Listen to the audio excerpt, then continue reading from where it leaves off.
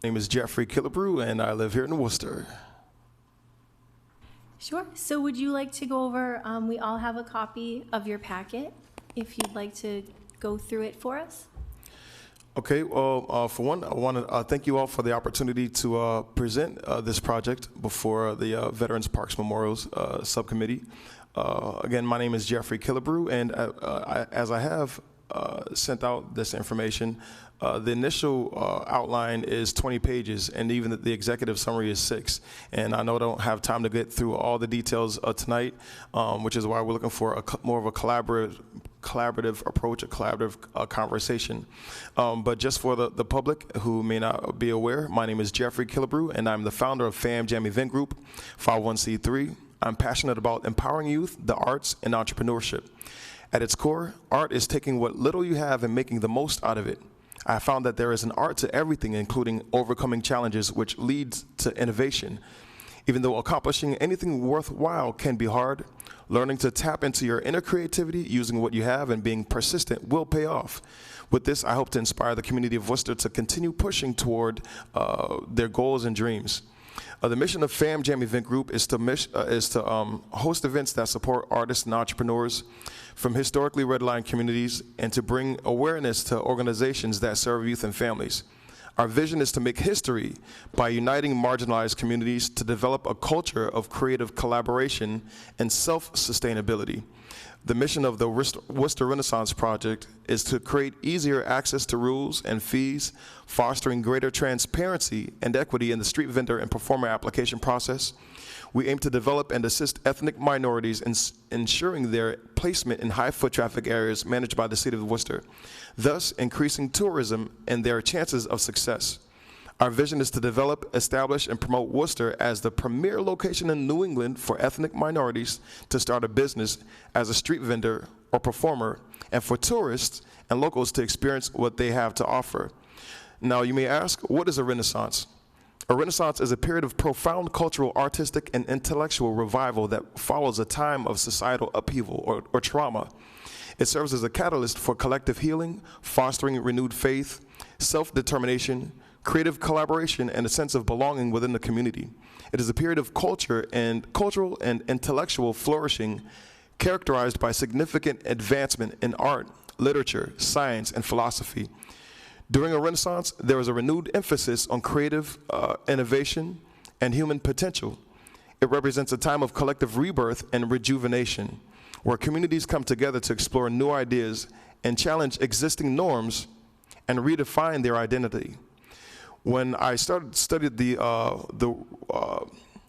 took note of what's happening here in Worcester with what we call as a Renaissance, looking at the lowest common denominators between what's happening here now, the Harlem Renaissance, which was one of my biggest inspirations, and the Italian Renaissance. Again, I looked at some of the lowest common denominators, one of them being that the Italian Renaissance happened just after the Black Plague. And we, and in the world now, in Worcester and across the country, we're still reeling from the impacts of the pandemic. When I looked at the Harlem Renaissance, that happened just after the emancipation of the enslaved, who were enslaved for over 300 years. They were looking for opportunities and found themselves in metropolises like Miami, Chicago, Detroit, Louisiana, and Harlem. And when I look at Worcester, we're still dealing with social injustice and racism. Most recently, January 13th, when I presented or asked to present this project, it was the first round of those calls from the organization from California, where Mitzi Pepe called in and said that if she wanted to have the age of police applicants increased from 32 to 38, citing that if we were going to have savage N-words running around the town, we needed more police presence. So again, we see social injustice and racism still happening here. Now, importantly, a Renaissance cannot be spearheaded by just one individual or a small group. It necessitates a collective awakening that challenges prevailing stigmas and disrupts the status quo. While socioeconomic class dynamics are inherent, it doesn't start top down. we have seen that the Renaissance in Worcester has been characterized by developers benefiting from gentrifying our city, driving up the cost of living for residents, and resulting in homelessness, for an example. True resurgence typically originates from the underclass, prompting recognition from their impact, influence, and contributions, garnering financial support from elites who become patrons of the arts. In the context of Worcester, a Renaissance holds particular importance now as the city grapples with various challenges. Embracing a Renaissance could foster unity, innovation, and progress, breathing new life into the community and propelling it toward a brighter future. A true Renaissance in Worcester could be crucial for revitalizing the city, fostering a vibrant cultural scene, and inspiring positive change in various aspects of civic life. Now, the way that this connects to my experiences in this project is, I've been a vendor here in the city since 2018, off and on. I started a small business with my daughter doing something innovative, making slime as a make-and-take activity.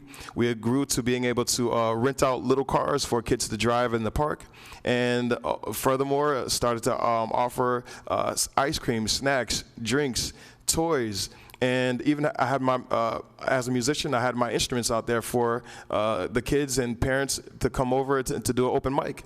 We had kids out there telling jokes, singing songs, that sort of thing. As a special events organizer through Fam Jam Event Group, we host our annual Family Arts and Music Festival at Elm Park. Now, because of part of these experiences, I've come to experience what I feel as discriminatory practices. And instead of litigating that, I wanted to turn a negative into a positive by creating a community project that would encourage and invite more applicants to be vendors and delegate more spaces for street performance and street vendors, and maybe even special events. So this project here is a solution to some of those challenges. I won't get into all the details about the challenges, but we'll jump into the year one strategy and timeline for this project. So what we want to do is identify high foot traffic locations by working with relevant departments, pinpoint 10 initial locations based on foot traffic, accessibility, and safety. This would be for street performers, or buskers, as it's been called recently. Now, there is a difference between the buskers and street vendors, where there are designated spaces for vendors, being that this Parks Department manages 62 parks. Last year was the first year that we went to a bid process. 27 out of those, there were 27 that were up for bid. 10 out of those were bid on, which left 17. And so we don't have a process now for what would happen for those 17 other opportunities. And it would be important to not just work with the Parks Department, but the DPW to designate spots on the public streets, because we know that they're under different purview, if you will. What we would do is create a preliminary schedule considering peak times being 10 a.m. to 2 p.m. and 5 p.m. to 9 p.m. for the street performers. The street vendors would already have their schedules according to the permit that they would receive. We'd allocate 1-hour slots for each performer, ensuring variety in performance types to attract diverse audiences. Now, while I'm there for a moment, we want to redefine what it means to be a street a performer or a busker. When you go to other larger cities, you see a variety of acts, whether they be acrobats, people that are doing juggling, that sort of thing. In the city of Worcester, the precedent has been, if anything, we've seen a person standing and playing a guitar.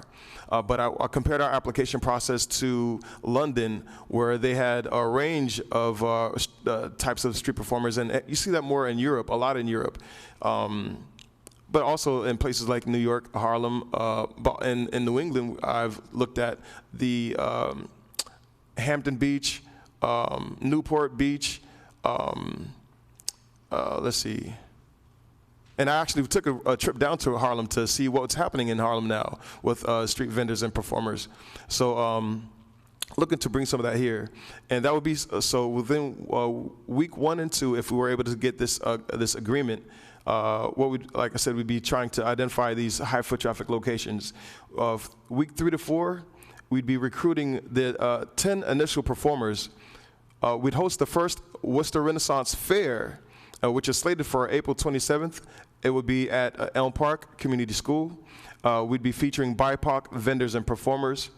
After the event, we'd reach out to local performers and those who participated in the event and showed interest in participating in the project. We'd provide information about the project, the permit process, and the initial schedule, guide vendors and performers through the permit application process, and facilitate communication with relevant departments to ensure smooth permit acquisition. During months 2 to 3, we'd gather feedback from performers, audiences, and city officials regarding the pilot phase, adjust the schedule based on feedback, considering to extend hours or changing time slots to accommodate more performers. In month 4 to 6, we'd add new vendors and performers, open applications for new performers to join the project, gradually increase the number of participants to 20, utilizing the feedback that we received, leverage the success of the initial phase to negotiate for additional spots with the city, emphasize the positive impact on local culture and the economy. Month 7 through 9, we'd scale to 30 vendors and performers, continue the pattern of adding more participants every few weeks, with the city, work with city officials to secure more spots as the project gains traction. And I also want to stop there for a moment because not only would we be able to work with hopefully the city, which we have the most visibility, but we could also work with private property owners to, business owners that would benefit from having some sort of performer at their venue that would increase their business. They work collaboratively with a vendor or performer that complemented their business or whatever type of thing they had on their property. Month 10 to 12, we can evaluate the progress, assess the overall success of the project, gather data on audience engagement, performer satisfaction, and financial impact. Based on the evaluation, we'd strategize for the upcoming year, advocate for a more streamlined permit process and reduced fees for performers. By the end of the year, with a carefully managed and gradually expanding approach, we would be able to achieve our goal of 60 vendors and performers and 60 spots. We will maintain open communication with all stakeholders and be adaptable to changes based on feedback and evolving circumstances. So like I mentioned, there's a lot to go through, but what we're looking for in collaboration with the city, in particular with these departments being the police department, who provide the hawkers and peddlers license and the sound permit. When I compared our application process to Boston, I found that in Boston, youth as young as 14 could get their hawkers and peddlers license, which would give them the permission to sell. And with that now, not only would youth have the option of summer jobs, but they could start summer businesses. We want to work with inspectional services that provide the food permit, Parks and Rec that oversee vending and busking as it is, the DPW or any other department relevant for permitting and licensing for street performance or vending, the Cultural Development Department, which would address their role in facilitating change of the vendor and busker process. So again, we'd be inviting these different departments to be part of the Worcester Renaissance Fair and these series of events over the next year to give out their role in their in permitting. So our specific ask is an MOU giving Fam Jam Event Group 501c3 permission to place markers on designated sidewalks, walkways, parks, or parking lots in high foot traffic areas of Worcester managed by the Parks Department and DPW to schedule street vendors and performers. Activate these spaces with a QR code that links to a schedule and map available online for locals and tourists alike. The markers would include logos of partnering sponsors and stakeholders. All the fees received from city vendors and buskers due to their participation in this particular project would be directed to Fam Jam Event Group, a registered 501c3 organization. A portion of the proceeds would be dedicated to cleanup of the designated areas, supporting applicant development, workshops, and organizing Fam Jam events. We kindly request a limited non-compete agreement from the city to ensure the project's viability and funding.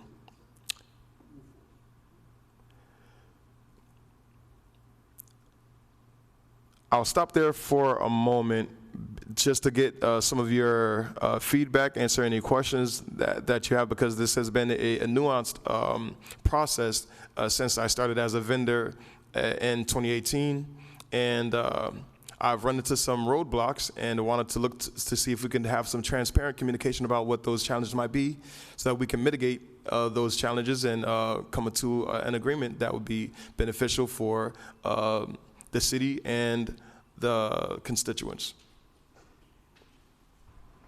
Wonderful. Thank you so much, Mr. Killebrew. I really admire your passion and your hard work in research and the different renaissances. I think it's so impressive how hard you're working to really uplift Worcester and improve our cultural scene and make sure that everyone has access and everyone has a fair shot.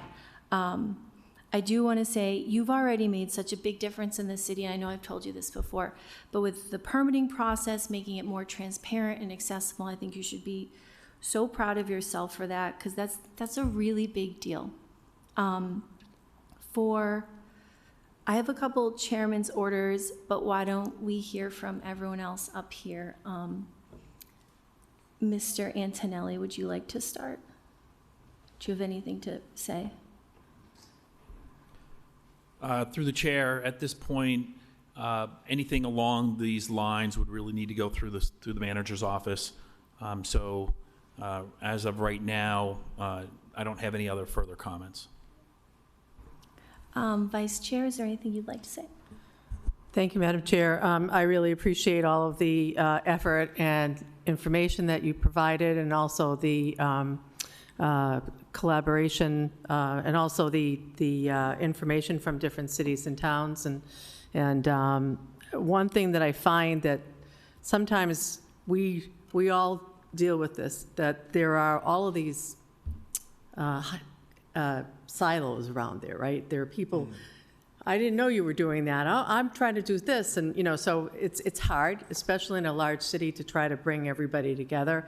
And I think that's what you're trying to do.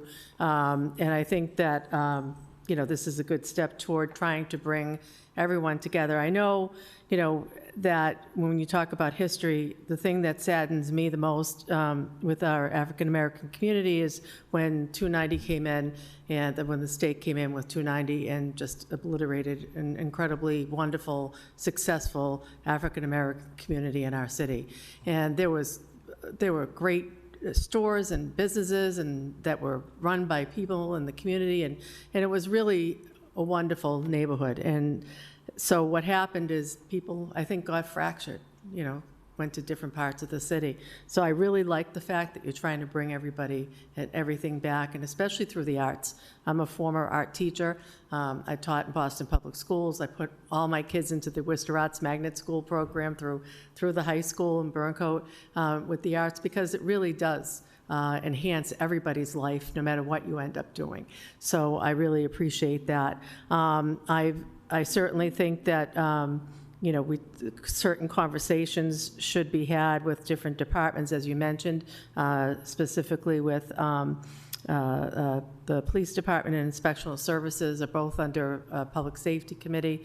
And then one of the other things that I really think needs to happen is also a conversation that you mentioned about an MOU and non-competes. I think we have to include the law department in this as well. So, Madam Chair, I think, certainly referring this to the city manager to parse out those parts of that will be the right step.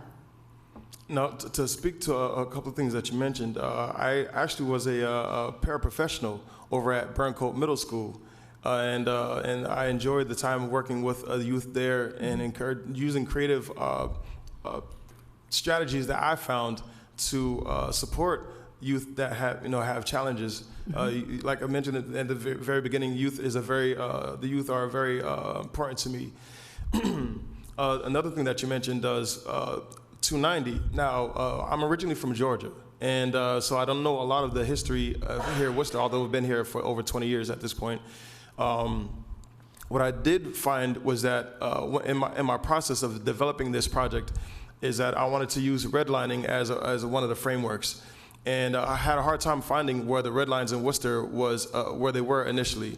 But last year, the Worcester Research Bureau and Clark University put out a never-before-seen map of the red lines in Worcester. So now we can look back and find where those red lines are. And so we see the implications of redlining today, being, homelessness for one, underfunded schools for another. So we want to use that. Now, one of the criticisms of using redlining as a framework is that the demographics have changed. They're no longer just black people in those. But at this point, everybody's from the hood. You got a bunch of different cultures in these locations, and I understand that if you want to really see the dollar circulate in terms of ethnic minorities, you have to be able to expand your offerings to include everybody. So in order to get to who I want to really target, I understand that you still have to make it inclusive. So thank you for your feedback. Thank you. Councillor Hijai, would you like to add anything? Sure. Thank you, Madam Chair. I definitely resonate a lot with your vision here. You mentioned the word Renaissance, and you and I have had conversations about your vision, and to me this is also about a cultural and economic revolution, particularly benefiting BIPOC communities. So I just want to acknowledge that the lens that you're taking is unique and it's very much needed. I guess where my confusion is, and maybe through the chair to Mr. Antonelli, you mentioned that there were several obstacles that you've encountered and experienced in order to actualize this vision. I heard you mention some tangibles like an MOU, non-compete agreement, collaboration across departments. Is it fair, through the chair to Mr. Antonelli, to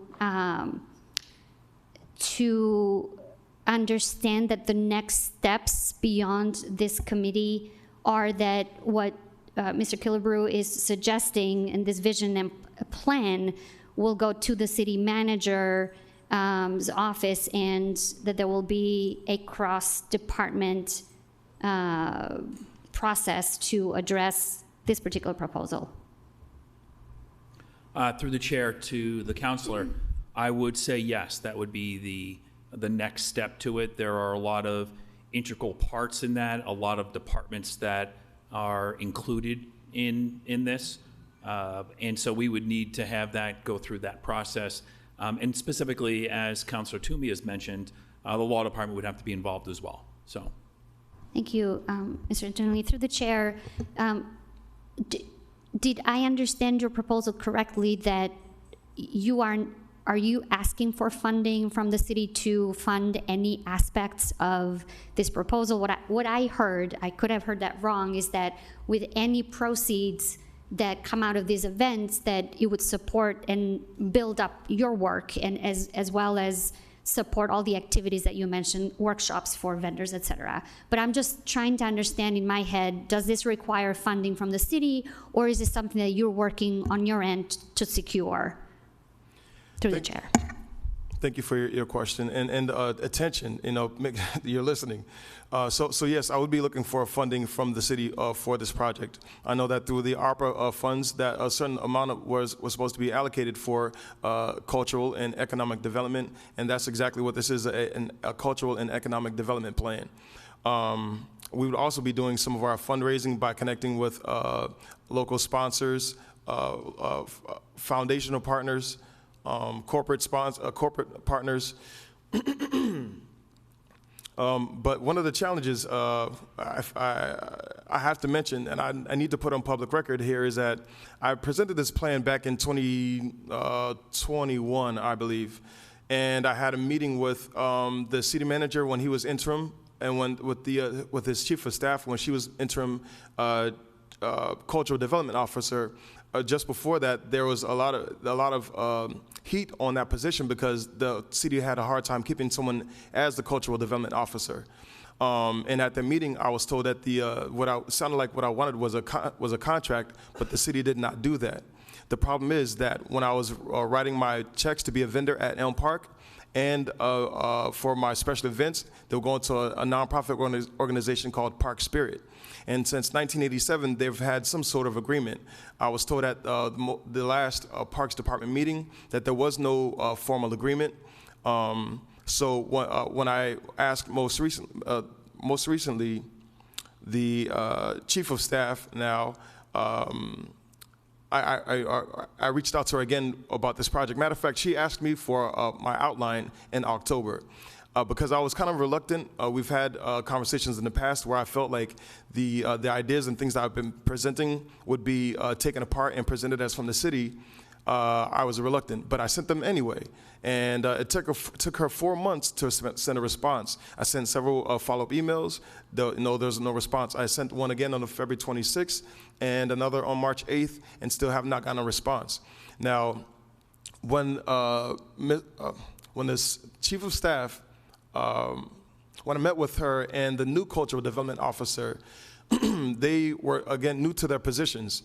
And they took notes from myself and another community organizer to inform a community survey that was sent out. And they said they would follow up with a community input session. And the whole time I'm looking for community output where we should be given the information. But they've been trying to catch up, basically. So they finally had that community input session in November, and I was finally told by the chief of staff that the city is not, they're not looking for an intermediary, and that they are unable to enter into an agreement.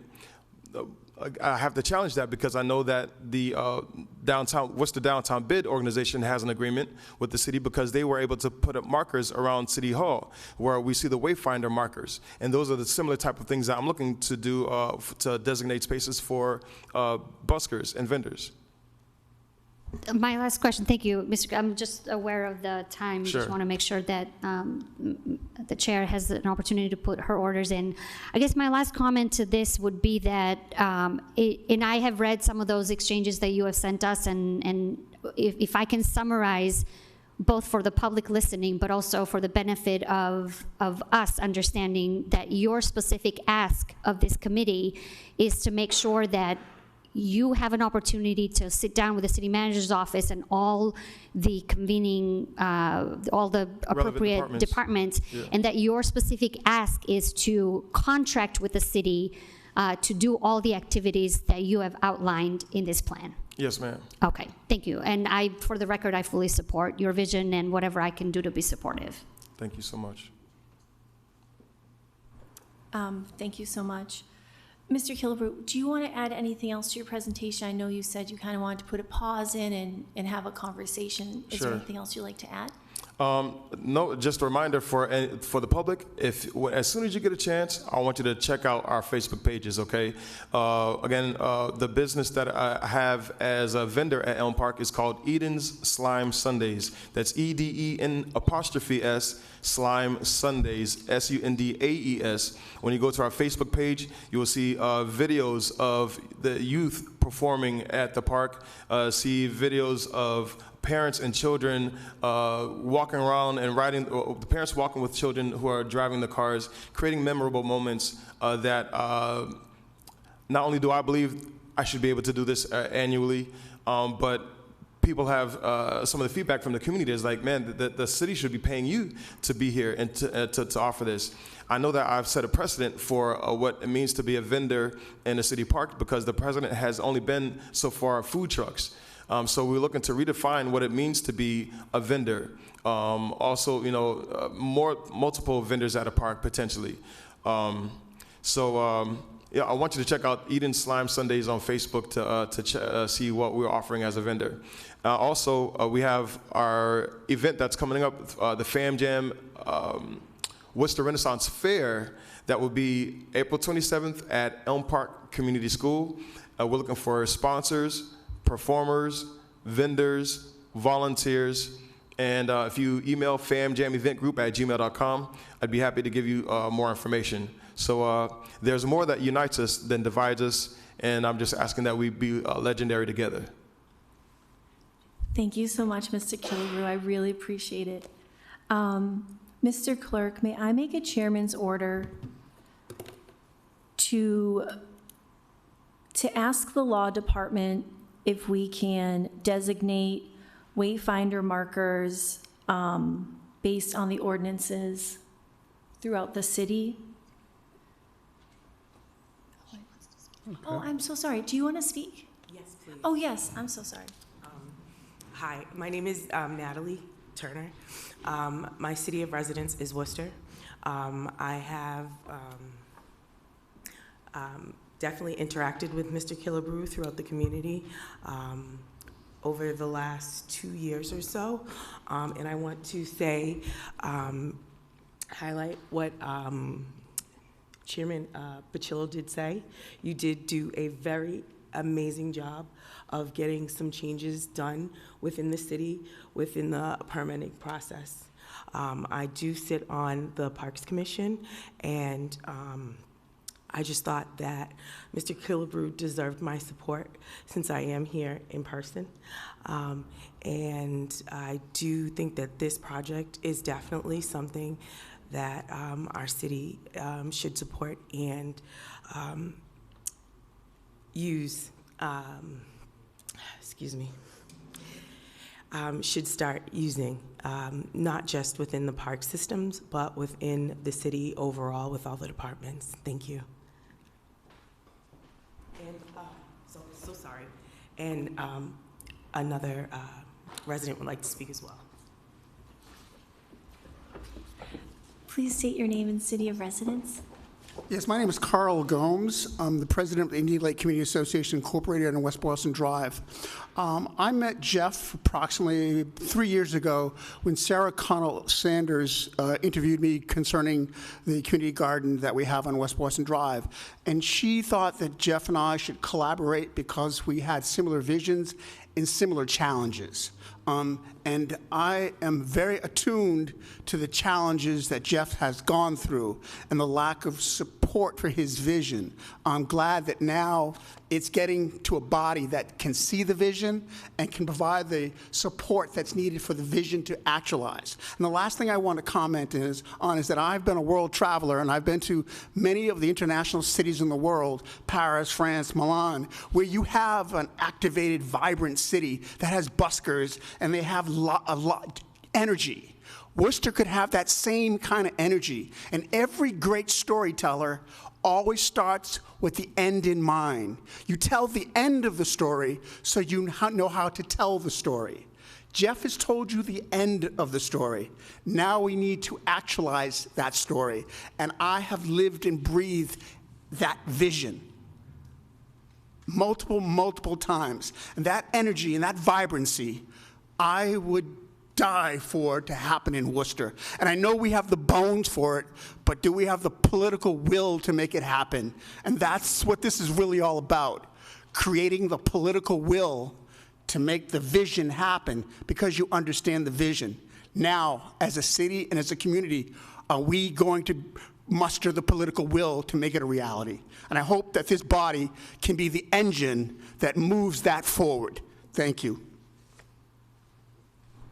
Thank you so much. Name and city of residence, please. David Webb, City of Worcester. First and foremost, I was at a Department of Transportation. It was actually hosted by the Downtown Bid, Geoff spoke of earlier. But the person who's speaking was the head of the Worcester Department of Transportation, about a 1.5-year old industry. And he talked a lot about how they have to change the ordinances for the new street signs. So first and foremost, I'm glad that Worcester is taking a look at things in a way of how can we accomplish this, not how can we prevent this from happening. But one of the other things they talked about in that meeting was needing to get people to be willing to walk a few blocks places, as well as, and something that would really help with that is buskers and street performers. We want a more vibrant downtown. We want people to be able to park at the new 4-hour parking up those side streets instead of the 2-hour ones. Let's line the side streets, let's line Main Street with buskers. So that's the first thing is this goes, aside from, I'm sure Mr. Killebrew already told you, but this is in line with the city's plan of making it a better city from like 4 years ago, if I'm not mistaken. Anyways, so that's one thing. As far as the issues that Mr. Killebrew has spoken of, I'll try to keep this brief and my testimony here mostly positive. I went to my first Parks and Rec meeting about maybe 8 at this point, I don't know, middle of last year. And I went there because of being passionate about Geoff and wanting to see him, support him speaking to them. And I found out that day he was not allowed on the he was not allowed on the agenda because he had attached something as a PDF. He was told that by the Assistant Commissioner Antonelli that he did not know he wanted to be on the agenda, and we have since confirmed this was an entirely isolated incident that has not happened to anyone else. And then so anyways, at that meeting, I met the person, Mr. Gomes here, who, and the only reason he was passionately spoke about the issues he'd run into, what he was trying to accomplish, which for the sake of context was having a lawn mowed that the city had just spent $70K to clear of. And anyways, I have been going to the parks meetings since then, documenting them and documenting what I see, and there is a consistent pattern of problematic behaviors in the way the Parks Department does things. And a good example of that is both the recent drone law, which they are not authorized by any actual agency to enforce, which they also tried to lump RC cars and boats into, which is a separate issue, and the busking policy that was unconstitutional and 100% confirmed at the, I think, January Parks meeting, might have been the first February one, it kind of all runs together at this point, confirmed that that was not requested or asked for by City Council. Anyways, I'm going to try and keep this positive. Geoff's plan is fantastic and objectively great on so many different levels and accomplishes things that this city should want. And again, I don't, like Etel asked, I don't think he's asking for money. I think he's just trying to make the city a better place and asking for permission to do it. Let's let him do it. Thank you. Thank you so much. The last thing that I would like to mention is that as a result of the that survey and the community input session, the final results said that in the last sentence of the report said that the city is looking to designate a liaison. So I asked the chief of staff, what's the difference between intermediary, which they were not seeking, a liaison, which they are now seeking, interlocutor, which Mr. Miller, who is the president of the Park Spirit, he's been described as with several other titles. Why is there a distinction between who these other entities are and why there's an issue with making an agreement with what I'm suggesting? So I just wanted to put that on record as well. But other than that, thank you so much for your attention. Thank you for your support. And I look forward to taking next steps in a collaborative way. Again, let's be legendary together. Thank you so much, Mr. Killebrew, and thank you to everyone who spoke. So, Madam Chair, I'm sorry to interrupt. We do have a calling user who's looking to participate. Is it okay to identify them? Please state your name and city of residence. Hi, my name is Eric Stratton. My city of residence is Worcester, Massachusetts. Like Ms. Turner, I also sit on the Parks Commission, and I wanted to say thank you to Jeffrey and the other advocates who are there. I really do think that Mr. Killebrew's put together a really wonderful proposal, and I also wanted to voice my support at this meeting for it, and hopefully we can see this come to fruition. I realize there are a lot of moving parts here, and I think he's really done a lot of the hard legwork for sort of researching that and figuring out what departments he needs to connect with to see this work out. So, you know, I look forward to working with Mr. Killebrew to try and continue making progress on this particular issue. And, you know, I hope that this body will also support his efforts, and it sounds like they will. So thank you. Thank you, Mr. Stratton. Commissioner Antonelli made a really good point. There's only so much this body can do, and there are a lot of moving parts. We need to include the law department, cultural development, and the city manager's office. So at this time, I think it would be best to file this motion, but create a chairman's order requesting the city manager to meet with Mr. Killebrew to review this presentation and discuss his initiatives. Okay, Madam Chair, would you like a roll call on the file? That would be great, thank you. Councilor Haji? Yes. Councilor Toomey? Yes.